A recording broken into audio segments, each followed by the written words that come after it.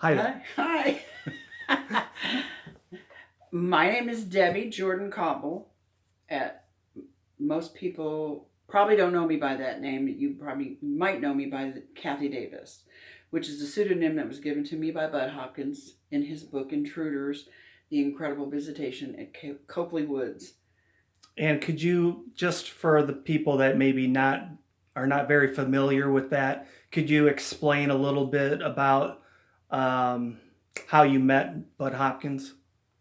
No, I was a single mother in Indiana, living with my parents. And Budd Hopkins was an artist in New York who had been researching UFOs and just started to uncover the abduction phenomenon, and he had written a book called Missing Time about that. Mm-hmm.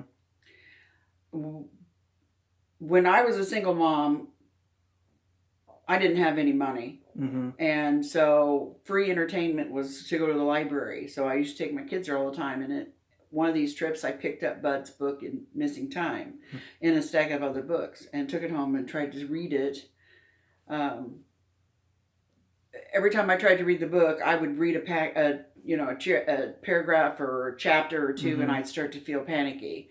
And in the course of a couple of weeks of having the book, I went to the emergency room a couple of times thinking I was having a heart attack, Mm-hmm. and it was panic attack. Mm-hmm. And my mom says, "You need to take that book back to the library. We can't keep affording these hospital visits." Okay. Um, we'd had strange things happen in our lives ever since I could remember, Mm-hmm. paranormal things. And my older sister had a story that she used to tell when the family was together about a UFO that she'd seen in 1965 when she picked my mom up and took her to a bingo game. Near your house, near the house you were? In Indianapolis on the east side. Okay. She took mom to the bingo game and dropped her off, and on the way home she felt this compulsion to pull into the Holy Spirit Church parking lot on 10th Street. Then she said she pulled in there and went to the back of behind the church and looked up, and there was this huge UFO over her car. Mm-hmm. And then she remembers her whole car rising up and her in the car. And then the next thing she remembered, it's dark. She's sitting in the parking lot, and it's now time to pick mom up from bingo.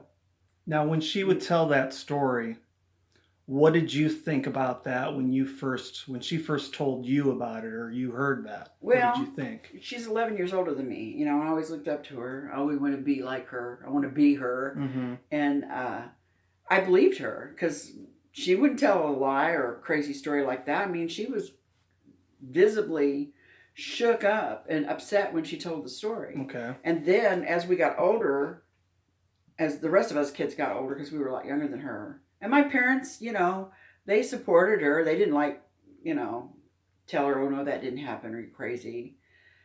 But us little kids, when we got older, we knew that it was a way to get under her skin. So when she'd start to talk about it, we'd make fun of her. It wasn't because we didn't believe her. It's just because we knew we could get a reaction out of her, and so she quit talking about it. So when you said that like strange things happened to you as you were growing up, did you think that was normal, that everybody experienced those things? Yeah, I mean, it was a part of our life and part of our natural life. So I just assumed that everybody had weird little things, and I really honestly think still today, maybe more than people want to admit, they may have a weird thing happen to them, but they just kind of file away in the, I don't know what that was, Mm-hmm. file cabinet and leave it. But these things always would happen. Yeah, and so I didn't realize it. It didn't really hit me until how maybe more unique our family was until after I got in school Mm-hmm. and started to talk to the other kids in the neighborhood and at school, and realized, because they would look at me like, okay. So can you just give like what kind of things, like noises, or you see something? What kind of things? Well,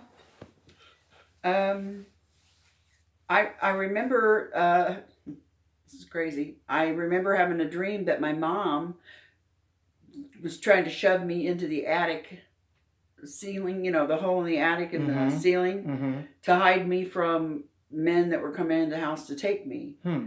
And I was still in a playpen. or sleeping in a crib, so a couple years old, Right. And also, I remember all of the neighbors. Dad had a ham radio tower. My dad was a ham radio operator, and he had a big tower next to the house, and you could climb up the tower and get on the roof. And I remember one night, several of the neighbors in the neighborhood on our roof with my dad and mom looking at something in the sky. Okay. And I wanted to go up there with them, but they wouldn't let us up there. And it was a UFO. Some kind of UFO or light in the sky, and they were all looking at it. And Daddy, like I said, was a ham radio operator. And sometimes he would pick up really strange signals. And I remember him telling me about the Russian woodpecker one time, which is some kind of a radio signal that came in. I can't even remember the story. Anybody out there who probably is a ham radio operator has heard about the Russian woodpecker? It's a sound. It's a strange sound. It's a strange that gets sound. picked up. Yeah, and I've heard 2 or 3 different stories as to what it is. That's not really paranormal, but that's just things that my family would talk about. Stuff they would do. So let's get back to like say Budd Hopkins, and you had said you're like, we got to get rid of this book because it's causing too much anxiety. Then what happened? What brought you to the... I took the book back to the library, and then I wasn't too long after that June 30th, 1983 happened. That night at my mom and dad's house, where I had gone to help a friend sew costumes. Right. And found myself back home shortly afterwards because Mom had called me that something strange was going on. Right. And I went out in the backyard, looked around, tried to find my dog who had been in the garage, but I saw the pedestrian door open. I knew she wouldn't be in there anymore, so I was trying to find her and trying to see if there was somebody out in the backyard. I was not thinking aliens at the time at all. I was thinking of burglars, Yeah. And the dog was hiding, right? It was hiding under a truck. I found her back in the back part of the property under my dad's ladder truck, and she wouldn't come out. She was like crying. So I continued on. I left her there. Thought I would come back to try and get her out. I thought maybe she might have hurt herself or something. I went back into the garage, looking around, seeing. I had a shotgun with me at this point. It wasn't loaded, but just something to scare the person. Well, or at least you could hit him with it. Mom said, that's not loaded. And I said, they don't know that. I can get close enough to them to swat them with it before they realize it ain't loaded. Right. So, but as I was turning around in the garage to leave, I suddenly felt like I was on fire. And like every molecule in my body was vibrating and burning. And I immediately thought to myself, oh my God, I got to get out of here. That was when you were in the garage? When I was in the garage. Okay. And as I started towards the open door, something hit me in the chest. And it was like, in my mind, I think it was like a bolt of lightning or something. It hit me right here. And the light was so intense and bright that I know my eyes were shut. But yeah, I could still see it. And I couldn't move. I couldn't scream. I couldn't do anything. And I felt this burning, vibrating sensation starting here, and it like spread slowly. My arms and legs, and it seemed like time just stopped. Now, in my mind, in retrospect, I think I couldn't have withstood that. I couldn't have survived that for more than a second or two. But it just seemed like time stopped at that point. And then it slowly receded. Your vision came back too? Or? Yeah, well, the vision was damaged. Okay. But the vibrating stopped, the burning stopped, the bright, intense white light faded, And then you could see that again? I couldn't move. Okay. I was now though out the doorway about 20 feet or so onto the patio or 10 feet onto the patio, looking out towards the back of the house. But I couldn't see very well. Have you ever, somebody took your picture without telling you? And right. Those. Right, yeah. It was like my vision was burned with this these blobs. Was there a sound associated to it or no? Yes, it was almost like a Okay. as it hit me. Okay. You know, like kind of a home won't. So definitely not sound. like a lightning strike. No, Where, yeah. no. And when I did started my own investigation as to what this could be, one of the first things I looked for was I went back and I checked the weather service for weather anywhere near the area where if there was even possibility I could have been hit by a bolt of lightning. Right. You know, that was one of the first things I looked for. I wasn't going to cut it. So then what happened after that? I couldn't see well, but I Mm-hmm. could see movement in front of me. Okay. I saw a ball of light, Okay. probably about the size of a basketball, but this was a very soft light, and it was about as high up off the ground as I am tall. I'm 5'3". What color? It was a white, White. but it was soft. It wasn't that intense burning that Mm-hmm. was before, and this ball kind of moved down slow, and then back up, and it stopped. And I got the distinct feeling that it was looking at me. Okay. And I could see movement off to the side.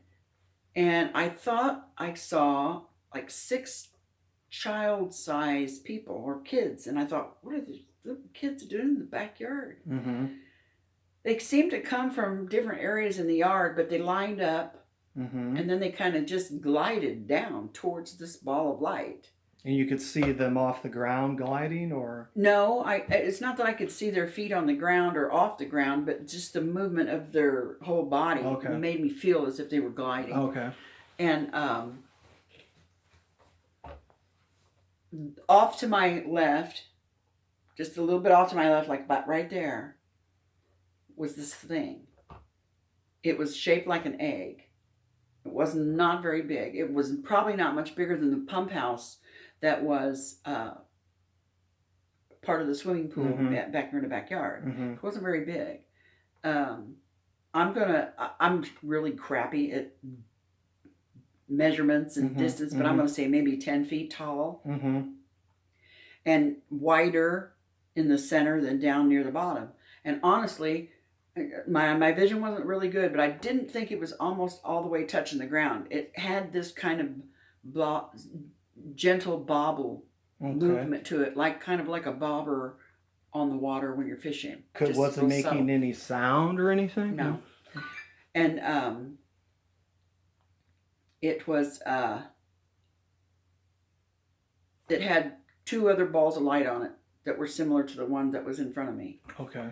And so I wasn't really quite sure it was completely on the ground. And it was some have you looked at something through the heat of a big roaring fire and it looks a little wavy? Yeah. It kind of looked like that, a little bit wavy. And again, my vision wasn't real clear, and I couldn't move my head. All I could move was my eyes. Okay. You know, so I'm seeing this thing, and as soon as I saw that, I panicked, and I remember thinking, "Oh my God, don't come any closer to me, please." You know, I would have bolted, but I couldn't move. Then I feel, I can't remember whether I felt the burning in my ear or heard the voice first, but there was this disembodied voice from somewhere behind me, and it was them. The exact words, I can't tell you the exact words, but I can tell you the intention was, it was unfortunate that I had felt that pain. Okay. So do you think maybe that was... And it was neither male nor female. It was just... I mean, I couldn't tell you whether it was a male voice or a female voice. Did you think maybe, looking back on it now, it was like more telepathic then? Well, yeah. I mean, I think that, but I couldn't turn around to look behind me to see if there was someone behind me, so I don't know. Right. The burning sensation I felt in my ear, in my mind, I saw like a long, thin knitting needle that went right in my head through my ear. And it's like, it felt like my head was on fire. And then the next thing I remember, I hear my voice. Well, I remember thinking, oh, my children, because they were in the house with my mother. And immediately this disembodied voice says, your children are safe. You know, comfort me. Right. And then I hear my name. And as soon as I heard my name, it was like someone snapped their fingers. And I kind of woke up, or, you know, what I had saw in front of me was no longer there. Okay. And I could move, although I felt weird. And I also immediately thought, oh my God, I got to get wet. I don't know why I felt like gross. I felt gross, and I felt like I needed to get wet, like take a shower, get in the swimming pool. And I thought, ooh, let's go. I want to go swimming, because we had this pool. And I turned and walked towards the steps that led to the upper back kitchen door, because this was a tri-level. Right. And Mom was standing up there. And later I found out the voice that I heard call my name was actually her. Okay. And she said she had stood in the back door looking out. She didn't even remember how long that she had stood there, and then decided to crack the door open and call me to see if I was all right. And that's when I snapped and came up. And she said to me, is everything okay? And I said, it's cool. Everything's cool. But she didn't see anything at that point. At that point, she didn't remember seeing anything. Okay. So, and I told her, she said, you know, I'm going to go back over to Deanna's house. I don't really feel like sewing now. I'm going to see if she wants to go swimming. So I called Deanna and I said, can we like scrap this cutout session tonight and maybe just go for a little dip? She's like, that's cool. So she came over and brought her daughter with her. Probably 15, 20 minutes later, because they just lived right behind us. And the three of us were walking out the backyard to the pool. And as we're walking back there, Deanna's daughter is like, ow, ow. She thought she like stepped on bees or something. It felt like she'd gotten stung on her feet, on the bottom of her feet. Was she barefoot? Yeah, we were all barefoot. But she stepped on something that apparently we didn't step on. And by the time we got to the swimming pool, Deanna's looking at her to see if she had a bee stings or something. And this kid is saying, my legs are numb, my feet are numb, you know. She said, well, get in the pool. You know, maybe the cool water will help. And so we got in the pool, and I'm telling you, within a few minutes, all three of us were nauseous. And even though I hadn't got my head under the water, my eyes were on fire. Swollen? Well, they hurt. Like I had chlorine in them, and they were red, and all the lights outside, because it was dark out by then, so we had the outside lights on. They had like halos around them, like that you would see if you had gotten your eyes in the chlorine, and then, you know what I mean? It was like that, except I hadn't got my head wet. So I wasn't quite sure what was going on, but I knew I felt like shit. Now at that point, you had remembered or knew what had just happened, right? No. Oh, okay, so at that point, everything that had just transpired hours before was completely wiped from my mind. Okay. Completely. All right. And Mom's. It wasn't until a week later that my mom realized why she'd even called me to come home to begin with, and start talking about a ball of light, a basketball-sized ball of light around the bird feeder. Okay. This was before I even had started to remember, or just started to remember what happened that night. So she had no idea about no ball of light. And then here she comes off with this, and I look at her like, thanks for telling me now, you know. Right. Should have told me that then. I would have come home. But it wasn't. So we all felt bad, and we're all nauseous. My eyes were burning, so we cut the swim session short. Right. And they went home. I went to bed. When I woke up the next morning, my eyes were swelled completely shut. I mean, literally swollen shut. I couldn't open them. They were gross. So my mom took me to the emergency room. And so happens that an eye doctor, apparently his office was across the street from the emergency room. And for whatever reason, he was at the hospital. So he asked my mother if she could take me to his office across the street, because he had the equipment there to better examine me. So we did. And first thing he asked me was, have you looked into the arc of a welder's torch? And I said, no. Why would I do that?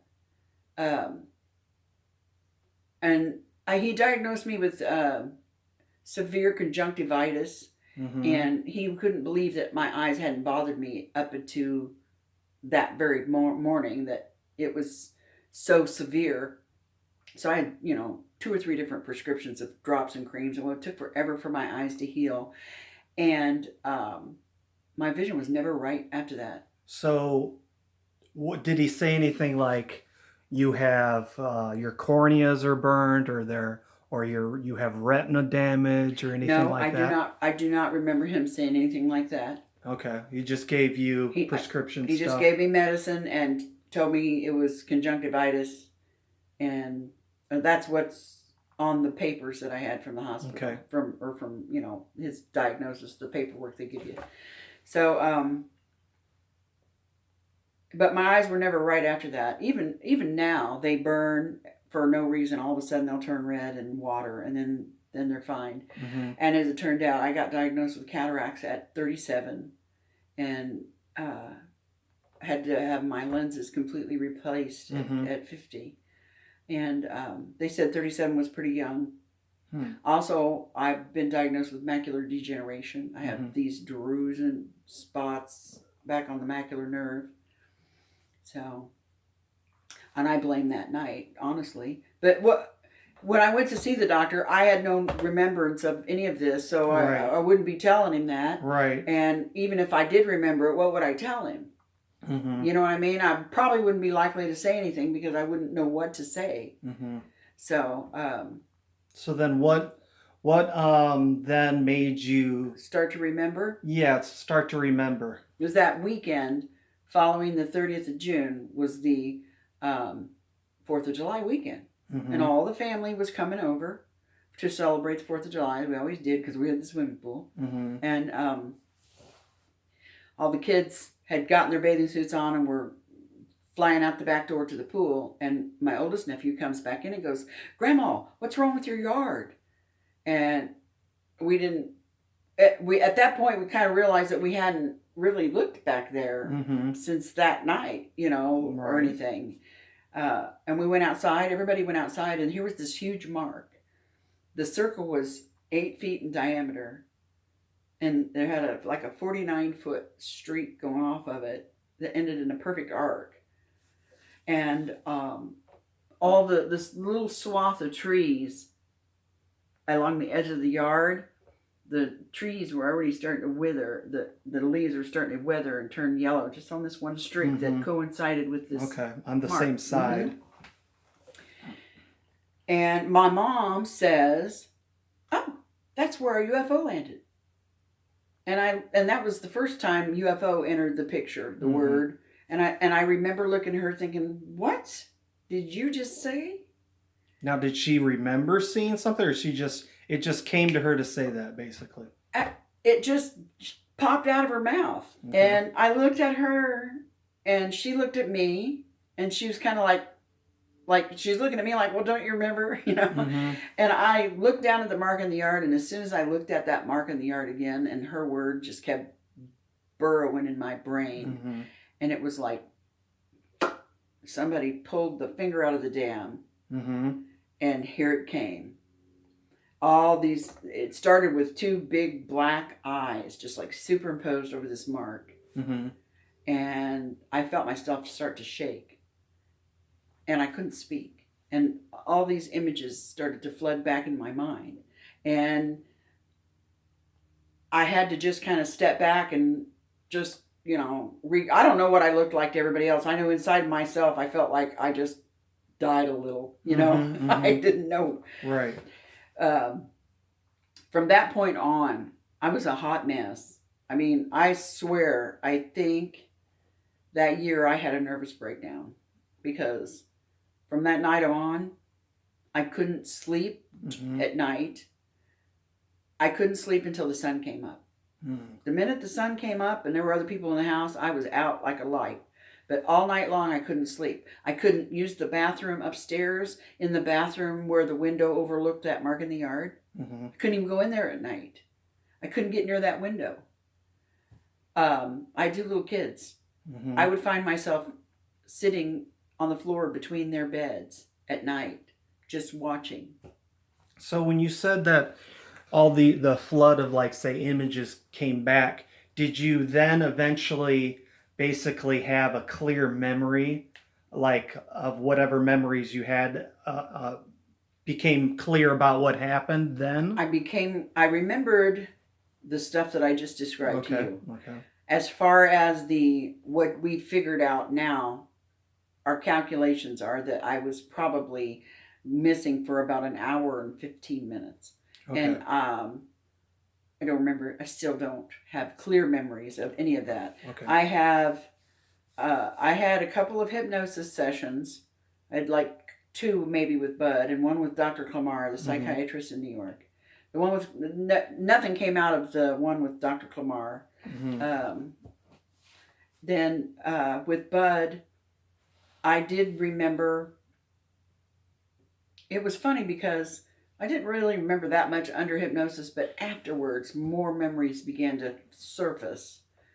And so I would say probably 80% of or 90% of what I remember was natural. It just come. It just eventually came back. Okay.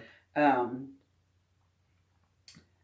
So that whole notion where, like, somebody might say, oh, that was all implanted because you had people telling you that under hypnosis, and that's why you remember that. What do you feel about when you hear something like that? Well, I think that's possible. I'm sure that's possible in some situations. I'm not a scientist or a doctor or a psychiatrist, but it sounds like it makes sense to me. I know that in my particular situation, like I said, most of the stuff that I remembered was naturally retrieved. I remembered it all spontaneously. And like I said, as a matter of fact, with the first hypnosis session with Dr. Kamar, I had nothing. Okay. Basically, I just relaxed. I just was very relaxing. But the things that I remember under hypnosis that were in regards to the UFO stuff, there were also other things that I remembered that had nothing to do with UFO stuff, that were just an incidental part of that night that I had not remembered prior to hypnosis. Okay. And they were accurate. I mean, those were things that I was able to, confirm with other people. So although that flood of memories that came back that July, and all the anxiety and all that kind of stuff, that is what made you contact Budd. Right. That day and that night, I started thinking of that book, Missing Time. And I thought about it and thought about it, and I thought, surely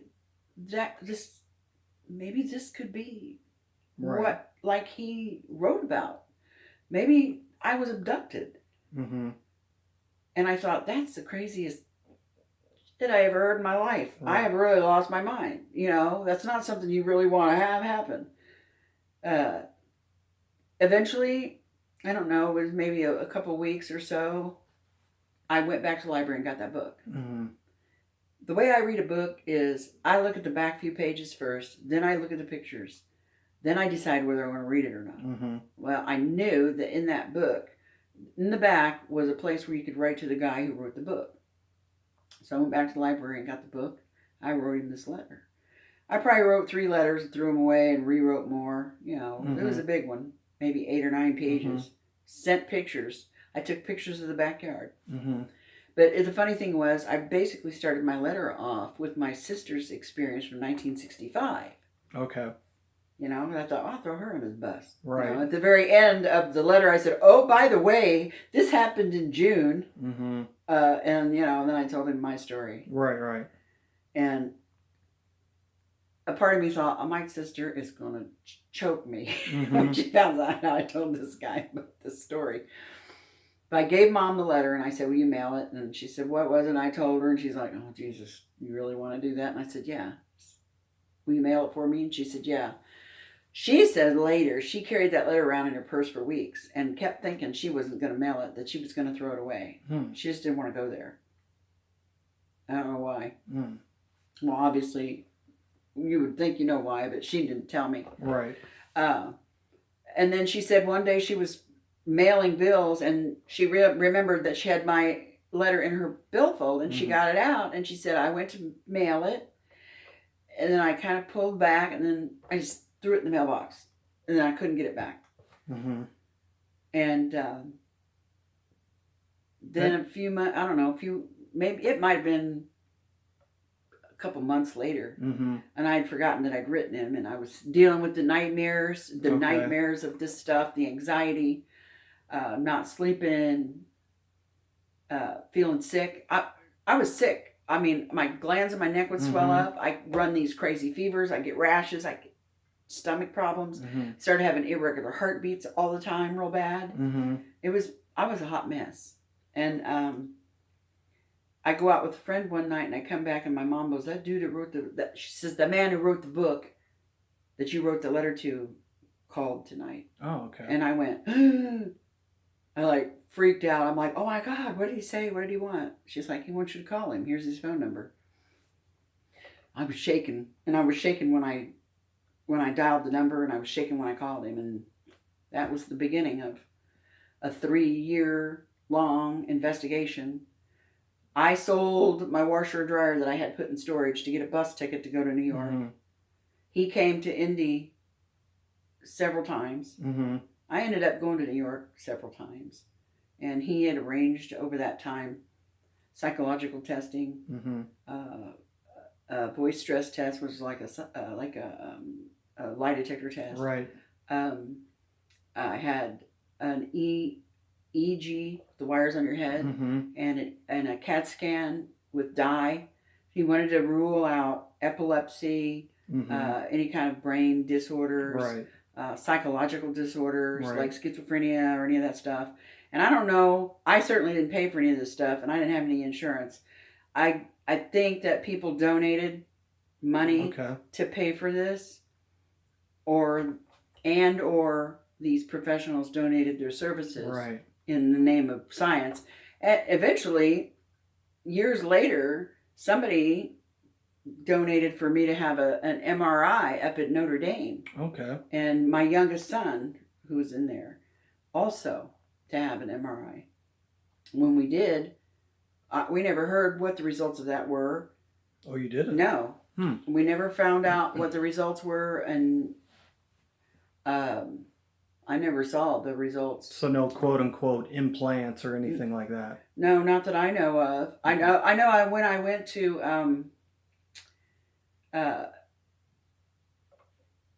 I was having sinus problems and headaches, and so I went to a doctor, and they did a CAT scan of dye, and they said I had a little bright spot in the center of my head. But the doctor told me it was not a big deal and not to worry about it because lots of people had them. Okay. And unless I was symptomatic, he thought my problems were sinus. And as it turns out, I think they probably were. So when he said that a lot of people have them, did he go into no, it's just a calcium deposit? He just was like, oh, people have them. No, but I did some research on my own, and I did discover that is, as your brain ages, you do get little calcium deposits and spots that, and lots of people have them, and they don't cause any problems. Okay. I mean, I'm no doctor. Right. I could be, but that's what I can't, MedMD is not my friend. Right.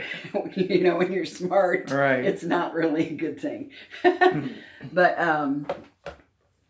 no. So, we had all those tests. Budd came to Indiana several times. He interviewed neighbors. He interviewed my friends. He interviewed even friends I had 20 years ago when I had weird stuff happen younger age. They were involved with it. He interviewed my employer at the time. I mean, it was kind of embarrassing, but she was cool. And, he did a really thorough investigation. So then what,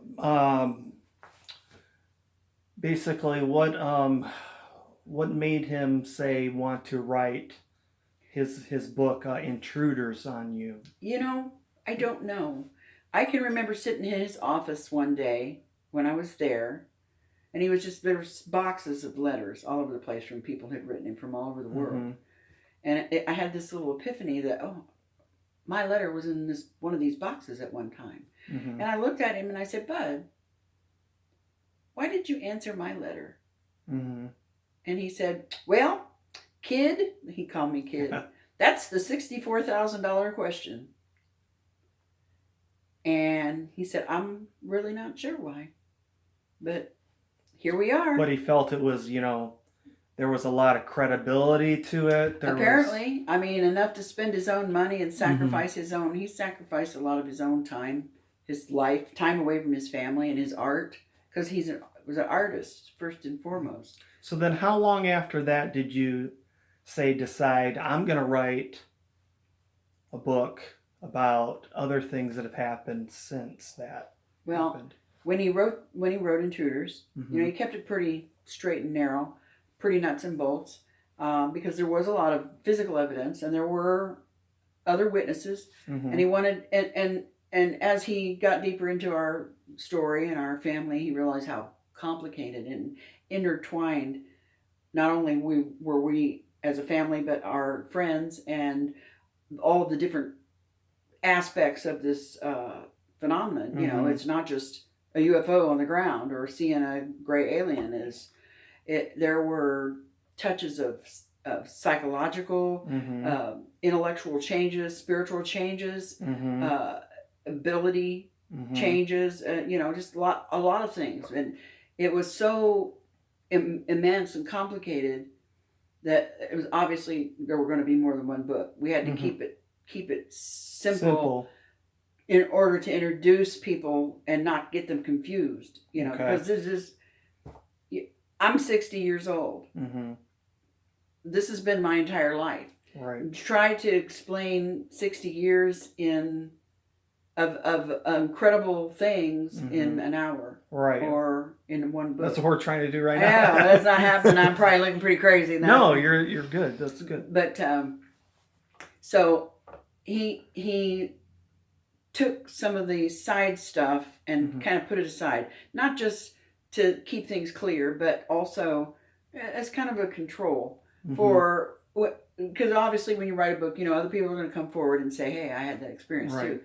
Well, you need to keep some things, right, out of the public, so that you can use it for control later, right, as you investigate other cases.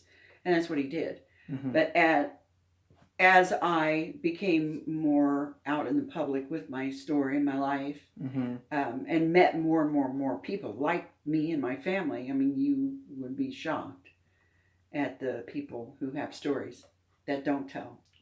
And they asked me certain questions, and they had certain things they wanted me to expound on, because they were feeling things too. So I thought, okay, the best way for me to do this would be to write my own book, and include this as a handbook to the intruders. You know what I mean? Can you go into some details about what maybe a couple of those experiences that are in that book that you talk about? Something that gives you maybe a little bit more, like you said, that's more specific to your story? Well, one in particular that stands out to me, and frankly, I think this is a book in and of itself, and I intend to work on this in the future, in the near future, is a meeting that I had with an unusual man on a Greyhound bus on one of my trips to New York. Actually, on the way home from my first trip to New York to see Budd at the very beginning of our investigations, I met this man. And you have to remember, I was a young girl, never been outside of Indiana by myself, scared to death, have this phobia of being lost. And so here I am on a bus, going to New York to meet some guy that I don't even know, to talk about UFOs and alien abductions. And I have this little epiphany on the bus, this little panic attack, and I think, what in the hell did I just do? I'm on my way to New York. I just spent my last $150 on a bus ticket to go see some guy who could be an axe murderer who's crazy, to talk about UFOs. What in the hell is wrong with me? And I wanted to jump off the bus and go home, but I did it. I went. And then on the way home, after having had some of these tests and met people and been introduced to other people like me that I had no idea that were people out there like me that had these similar experiences. Mm-hmm. And then meeting Dr. Clamar, and then coming home, I was probably mentally in worse shape than I was when I went there, because now I had validation of an experience that I didn't even want validation for, and I could no longer, the things that I had been shown and were told, that I could no longer say I just dreamed this all up. Okay. Because there's no way. I had so much validation when I went to New York, and I was trying to deal with that, and that was, really messing with me, and I was just having anxieties, and so I'm on this bus. First stop on the way home is, I think it was Philadelphia. Now, on the way down there, I had to sit by the creepiest people on the planet, and I was paranoid that they were going to rob me or something, and I slept with my purse like wrapped around my neck, because it was a 17-hour bus trip. Wow, yeah. So, I'm like in a little ball, a cocoon, my purse wrapped around me and everything for 17 hours, freaking out. And on the way home, I thought, my God, I am not sitting next to some dude who smells like Cheetos and dirty socks for 17 hours. It's not happening. So I laid down on the seat from New York to Philadelphia and pretended like I was asleep so no one could sit next to me. I was being bad, but I could feel people getting on the bus. And I thought, oh, good, hurry up so we can get rolling. And nobody sits by me. And all of a sudden, I felt this urge to look. Greyhound bus seats are higher than school bus seats. I kind of looked up, peeked up over the top of the bus seat, just as this guy was walking on the bus, coming up the stairs. And as he was coming up the stairs, he was looking directly at me, making eye contact with me. And it was like, ah! This guy was like gorgeous. I was instantly mesmerized. He was perfect in every possible way, and he was smiling with me, great big beautiful smile, and his eyes looking right at me, walking right toward me. And I ducked back down and covered my head up with my jacket. But I was thinking to myself, oh sweet Jesus, if I got to sit by anybody, please let it be him. Right. And so these two military guys are on the bus. They get on the bus, and they kind of go around him, and they come back towards me, and the one military guy says, "Can I sit by you?" And his friend sits across the aisle, And I said, "Sure." And I thought, dang it, But I'm like, "Sure, go ahead." I thought, well, at least he's clean and he doesn't look crazy. He's in the military, so. And then here comes this guy. He walks up to the two military guys and says something to them, and then he says, "You really look tired." To the one sitting next to me, he goes, "If you want to take this one empty seat over here right in front of your friend, I'd be happy to sit with the young lady, and then you can take a nap." And he said, "You know what? That sounds like a good idea. You don't mind, do you? Nothing personal." I'm like, "Go right ahead." And so I end up sitting next to Mr. Gorgeous. And this guy, for 17 hours, he didn't go to the bathroom. He didn't eat or drink anything. He never had a beard growth. He had the most beautiful voice. He was he said he was from Sweden, but his accent wasn't like anything Swedish that I'd ever heard. But he spoke English fine. Right. He had long, blonde, wavy hair, gorgeous blue eyes, this beautiful chiseled jaw, perfect mouth, perfect teeth, perfect nose, perfect hands, perfect everything. He was wearing a blue jeans jacket and a blue denim jeans, and a black backpack. How tall do you think he was? He was at least 6 feet tall, maybe more. I'm 5'3", so everybody's taller than me. But he was a good size, perfect in every way. His voice was like music. He didn't smell like Cheetos, did he? No. No, he did not smell like Cheetos. I don't even remember what he smelled like. I just remember what he looked like. And if every time he would brush against me, it was like electric fire. It was just the weirdest feeling. It was like so electrified. And like tingly, from me, not from him. I just would do that. But we talked and talked about the weirdest things. It was always about, first he said to me, and this was the weirdest, and this would be the clue to anybody that this was going to be a weird trip, but it went right over my head. I was already under some kind of a spell at this point. He says, so why were you in New York if you're from Indiana? And I said, well, I wasn't about to say nothing about UFO stuff. I said, well, I just came to visit some new friends and do some investigating. About just, snooping around about some things. And he threw his head back and he said, oh, the alien or the extraterrestrials will love this. The word he used was extraterrestrials. And I went, and as soon as I tried to question it in my mind, it just stopped. It just shut off and I didn't even care. And then I said, what were you doing in Philadelphia? Because he was going to Columbus and I was going to Indianapolis, Columbus, Ohio.